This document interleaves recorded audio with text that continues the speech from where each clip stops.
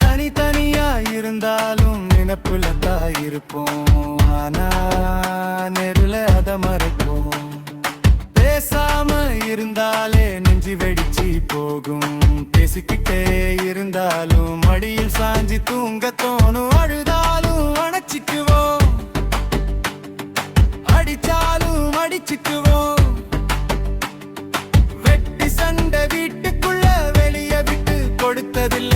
கலாச்சின்னு சிரிச்சு குடிக்குவோம், கும்மாளம் போட்டு ஆடிக்குவோம்.